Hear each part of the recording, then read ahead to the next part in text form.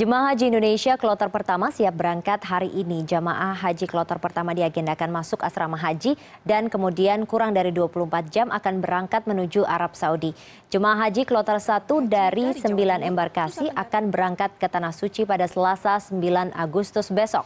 Pemberangkatan hari pertama meliputi jemaah asal Padang, Jakarta, Batam, Makassar, Bekasi, dan Surabaya. Sementara 3 embarkasi lain dari Balikpapan, Palembang, dan Aceh akan berangkat pada tanggal 10 Agustus. Pada pemberangkatan gelombang pertama, Garuda Indonesia akan mengangkut 39.881 calon haji terbagi dalam 102 kloter. Sedangkan Saudi Airlines akan memberangkatkan 47.435 calon haji dalam 110 kloter. Detik Finance mencatat penurunan jumlah jemaah yang diangkut Garuda Indonesia tahun ini. Garuda memberangkatkan total 79.020 jemaah, turun dari tahun lalu 2015 yang memberangkatkan 82.875 jemaah.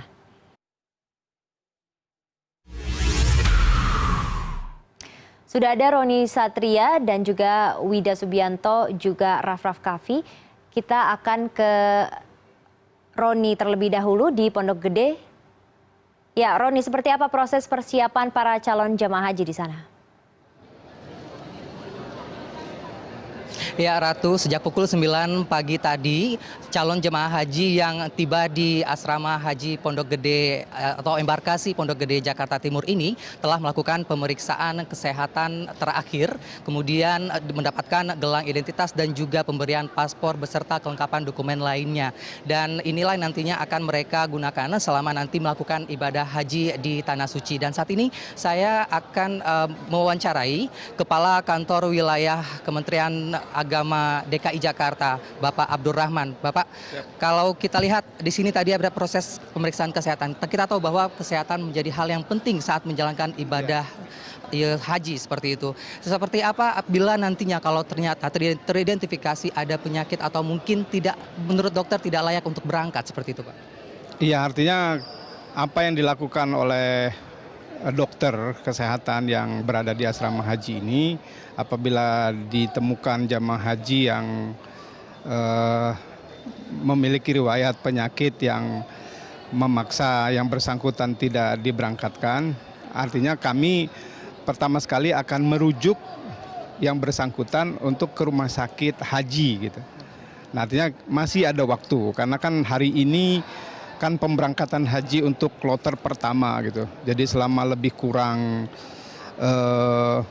sampai dengan 4 September gitu ya. Artinya masih banyak waktu gitu. Nah, sehingga bagi jamaah haji yang misalnya harus memerlukan perawatan, itu mereka akan kita rujuk ke asrama rumah sakit haji yang ada di Pondok Gede ini juga gitu.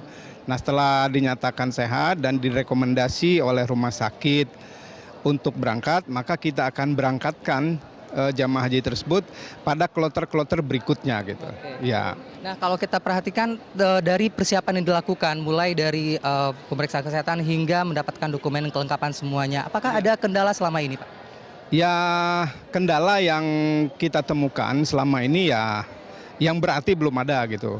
Hanya saja memang selalu kita himbau kepada jamaah haji, terutama kepada keluarga pengantar, untuk tidak perlu berbondong-bondong mengantar jamaah haji ke Pondok Gede gitu. Toh sampai di sini juga kita tidak perkenankan keluarga itu masuk gitu, karena areal asrama haji ini kan kita steril gitu. Jadi untuk kebaikan jamaah haji itu sendiri gitu.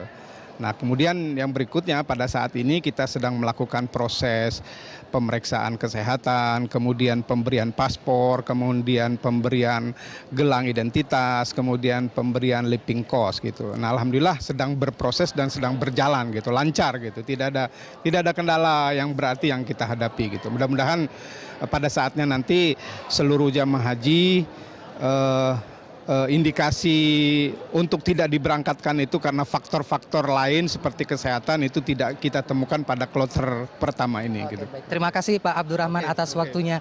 Ya, Ratu, 393 jemaah haji yang akan diberangkatkan pada kloter pertama di embarkasi Pondok Gede Jakarta Timur ini yang dimulai pada hari ini, dan nanti pada pukul 3 akan ada kloter kedua dari Banten yang juga akan berangkat dari embarkasi Pondok Gede Jakarta Timur. Kembali ke Anda, Ratu.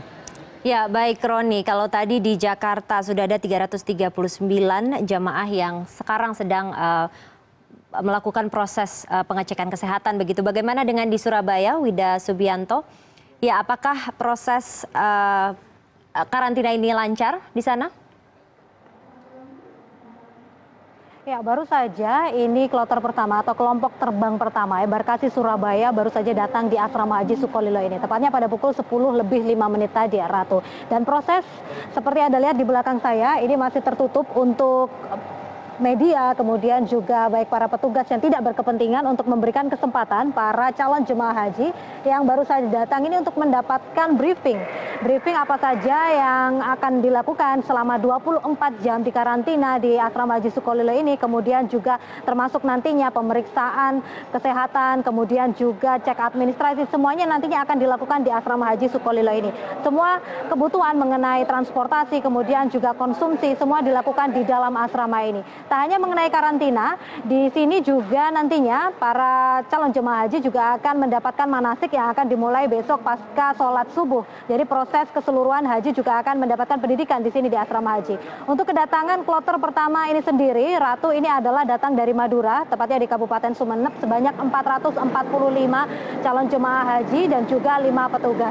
Dan di sini nantinya juga proses secara keseluruhan, baik pemeriksaan bawaan yang dibawa ini juga dilakukan di sini, tidak dilakukan di Bandara Internasional Juanda. Sehingga esok rencananya mereka akan melakukan perjalanan mulai dari asrama haji sekitar pukul 8 pagi langsung ke Bandara Internasional Juanda dengan penerbangan langsung ke Madinah pukul 10:30 waktu Indonesia Barat, dan direncanakan akan sampai di Madinah sekitar pukul 10, sekitar pukul 17:05 waktu setempat.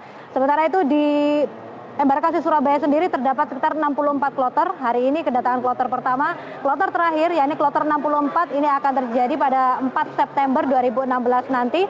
Dan proses ini yang ada di embarkasi Surabaya ini tidak hanya dari jamaah dari Provinsi Jawa Timur, ada sekitar 27.385 jamaah yang dimana 512 ini berasal dari jamaah Bali, kemudian juga 521 dari Nusa Tenggara Timur, karena memang keberangkatan mereka masih dititipkan di embarkasi Surabaya. Ratu. Ya, Wida, menurut pengamatan Anda, apakah kemudian pelayanan haji tahun ini lebih baik dibandingkan dengan tahun kemarin? Lebih-lebih terkait visa, Ratu. Ketika tahun kemarin masalah utama ini adalah visa haji yang sempat menahan beberapa jamaah haji di Surabaya tidak hanya beberapa hari namun beberapa minggu karena visa hajinya belum keluar.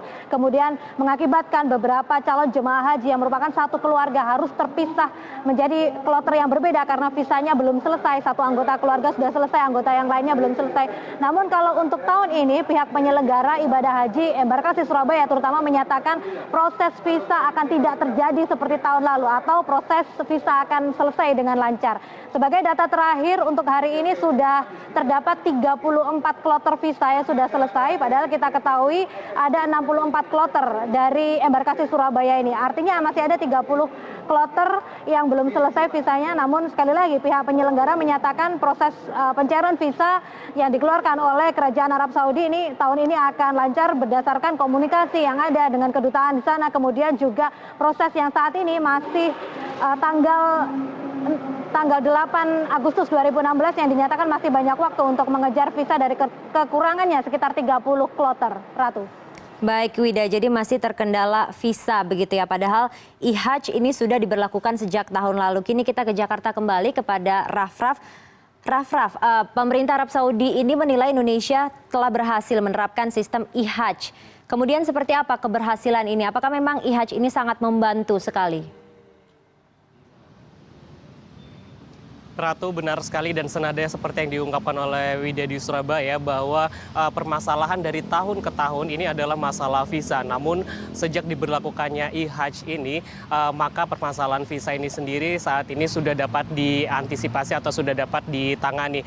Mengingat bahwa dalam IHAJ ini sistem ini diberlakukan atau dimasukkan seluruh data dari calon jemaah haji atau jemaah haji sendiri, tidak hanya sekedar nama namun berkaitan disesuaikan juga dengan maskapai apa yang akan dinaikin, kemudian juga hotel, catering, kemudian transportasi, kemudian juga ada masalah semua data-data lain ini sudah tercakup ke dalam e-Hajj itu sendiri. Dan di e-Hajj sendiri ini pun juga nantinya akan mempermudah bagi jemaah haji yang biasanya jika pada tahun-tahun lalu ini terkendala masalah visa, maka melalui e-Hajj ini yang terkoneksi langsung ke kedutaan atau maksud kami ke Kementerian Luar Negeri di Arab Saudi dan juga Kementerian Haji di Arab Saudi, apabila sudah mendapatkan verifikasi maka akan dikirimkan kembali ke kedutaan besar Saudi Arabia yang ada di Jakarta. Dan jemaah haji sendiri pun yang akan dipermudah yaitu akan visanya bisa di-print di mana saja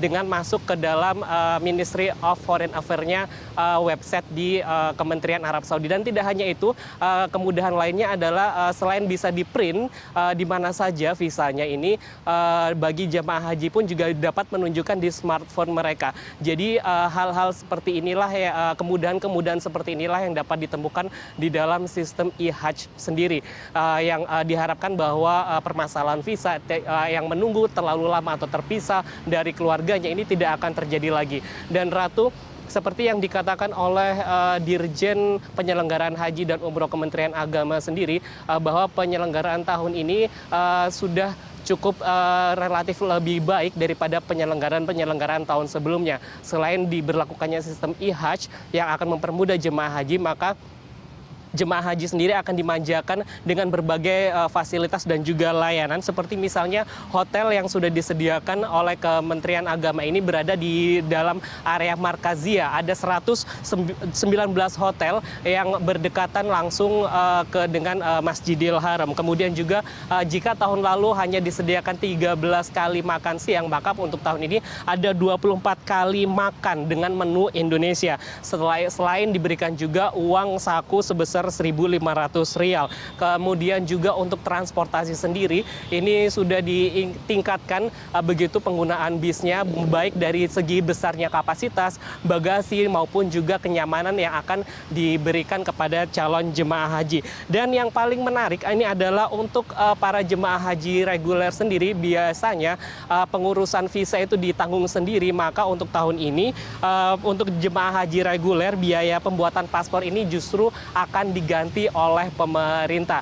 Dan e-Hajj sendiri ini menurut otoritas dari Kementerian Arab Saudi sendiri ini dinilai bahwa Indonesia ini menjadi salah satu pilot project atau percontohan yang pertama, dikarenakan Indonesia ini mengirimkan selalu setiap tahun mengirimkan jumlah jemaah haji yang besar. Untuk tahun ini saja ada 155.000 jemaah haji, dan dinilai bahwa penerapan jemaah haji atau juga struktur jemaah haji dan pelayanannya dinilai most well organized. Oleh karena itu Kementerian Arab Saudi bekerja sama dengan Indonesia agar penerapan e-Hajj ini bisa dapat mempermudah jemaah haji di Indonesia.